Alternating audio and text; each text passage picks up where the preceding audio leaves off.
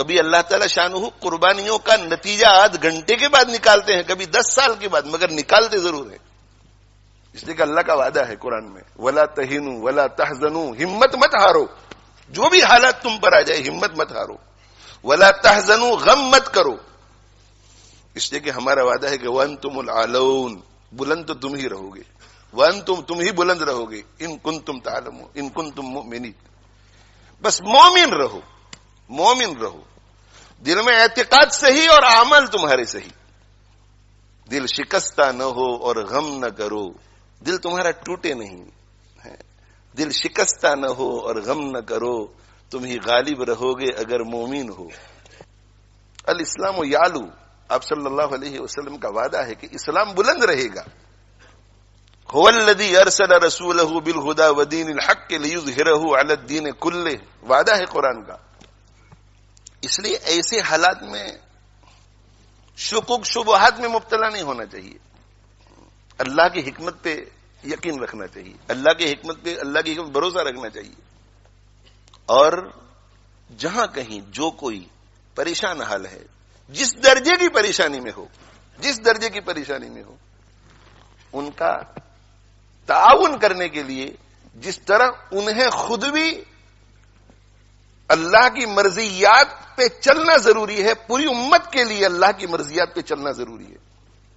اگر ہم ہمارے ان فلسطینی بھائیوں اور بہنوں اور بچوں جو معصوم ہے، جو انوسنٹ ہے، جن کا کوئی قصور نہیں ہے، ان کو کسی قسم کا بھی فائدہ پہنچانا چاہتے ہیں، فائدہ، اور بہت ہی مؤثر فائدہ، اعلیٰ درجے کا فائدہ، تو میرے بھائیو توبہ کرو اللہ سے، اپنے گناہوں سے توبہ کرو، اور توبہ کر کے عزم کرو کہ آج کے بعد ہم اللہ کے دین پر، اللہ کی مرضی کے مطابق چلیں گے۔ اس سے بڑھ کر دوسرا کوئی مؤثر فائدہ نہیں۔ باقی سارے فوائد اس کے تابع ہیں، یہ قابو میں آیا تو باقی سارے اسباب کام آئیں گے، یہ قابو میں نہیں آیا تو کوئی سبب کام نہیں آئے گا۔ یہ میرا ایمان ہے، اور ہم سب کا ایمان ہونا چاہیے۔ اگر اللہ ہمارا نہیں ہوتا تو کوئی سبب ہمیں کام نہیں آئے گا، اللہ اگر ہمارا نہیں ہوتا، اور اللہ ہمارا تب ہوگا جب ہم اللہ کے ہوں گے، اللہ کی مرضی کے مطابق چلیں گے، تقوی اختیار کریں گے، اللہ کو ناراض کرنے والے ہر کام سے بچیں گے۔ سیاسی تقریریں لوگ بہت کرتے ہیں، سیاسی تبصرے لوگ بہت کرتے ہیں، اور موقع بموقع کرنا بھی چاہیے۔ جو اس فیلڈ کے لوگ ہیں، ہماری فیلڈ یہ نہیں ہے، ہماری یہ فیلڈ ہے، ہماری قرآن کی فیلڈ ہے اور سنت رسول کی فیلڈ ہے صلی اللہ علیہ وسلم۔ آپ ایسا مت سمجھے کہ یہاں لیسٹر میں رہ کر کے اگر ہم تقوی اختیار کریں گے تو ان کو کیا فائدہ ہوگا، وہ آپ چھوڑ دیجئے۔ آپ قرآن اور حدیث پر، اللہ کے فرمان اور رسول اللہ صلی اللہ علیہ وسلم کی ارشاد پر یقین کر کے آنکھ بند کر کے کیجئے، پھر آپ دیکھو کہ اللہ تعالی شانہ اپنی قدرت کا مظاہرہ کیسے فرماتے ہیں۔ اللہ نہیں بدلا ہے، اللہ کا قانون بھی نہیں بدلا ہے، اللہ جیسے پہلے تھا آج بھی ویسا ہی ہے۔ اللہ کی حالت میں، اللہ کی شان میں کوئی فرق نہیں آتا، اللہ کے قانون میں، اللہ کے وعدوں میں کوئی فرق نہیں آتا۔ آج بھی ہو جو ابراہیم سا ایمان پیدا، آج بھی ہو جو ابراہیم سا ایمان پیدا، آگ کر سکتی ہے انداز گلستاں پیدا۔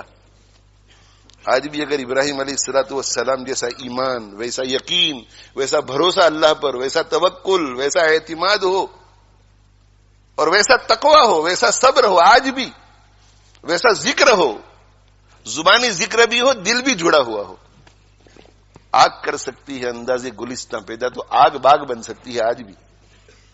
اسے کہ اللہ کا قانون ایک ہی ہے۔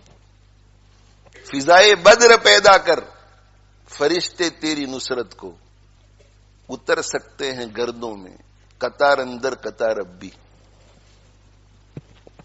فضائے بدر پیدا کر، فضائے بدر کیا تھی؟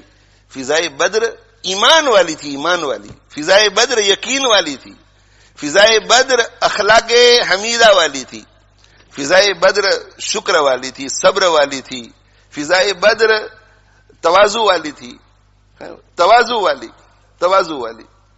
کتنی تواضع؟ اس قدر تواضع کہ اللہ تعالی شانہ نے فرما دیا تھا کہ ان کا پیچھا کرو تو بھی تمہاری جیت اور ان سے لڑو تو بھی تمہاری جیت. اس کے باوجود بھی سید المرسلین صلی اللہ علیہ وسلم نے گردن اونچی نہیں کی، بلکہ حضرت ابو بکر صدیق رضی اللہ عنہ فرماتے ہیں کہ ہاتھ پھیلا پھیلا کے اللہ سے عاجزی کر رہے تھے، عاجزی کر رہے تھے. فضائے بدر رجوع اللہ، رجوع اللہ. حضرت جی مولانا الیاس صاحب رحمت اللہ علیہ ارشاد فرمایا کرتے تھے کہ بندے کو رجوع اللہ اس طرح کرنا چاہیے جیسے ایک لولا، لنگڑا، اندھا، بہرا، گونگا کرے.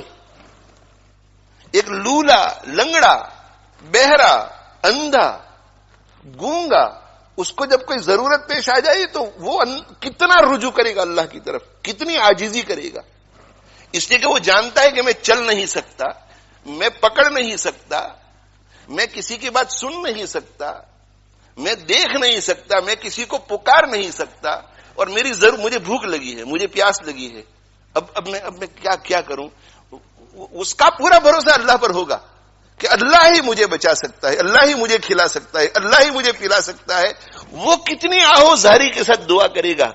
تو حضرت جی مولانا الیاس صاحب رحمۃ اللہ علیہ فرماتے تھے کہ دعا کرو اللہ سے تو اس اپاہج، اس لولے، اس لنگڑے، اس اندھے، اس بہرے، اس گونگے کی طرح دعا کرو جس کے پاس سوائے اللہ کے دوسرا کوئی سبب نظر نہیں آتا.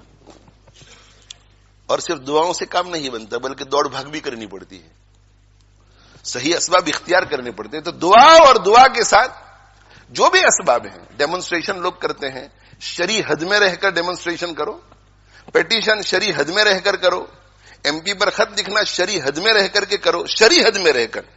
تقوی کا دامن ہاتھ سے نہ چھوٹنے پائے. اس سے اگر تقوی کا دامن چھوٹ گیا تو ہماری کوئی بھی محنت جو ہے وہ کام نہیں آئے گی. تو حضرت جی کیا فرماتے تھے کہ اللہ سے مانگو تو کس کی طرح مانگو؟ لولے، لنگڑے، اندھے، بہرے، گونگے کی طرح مانگو.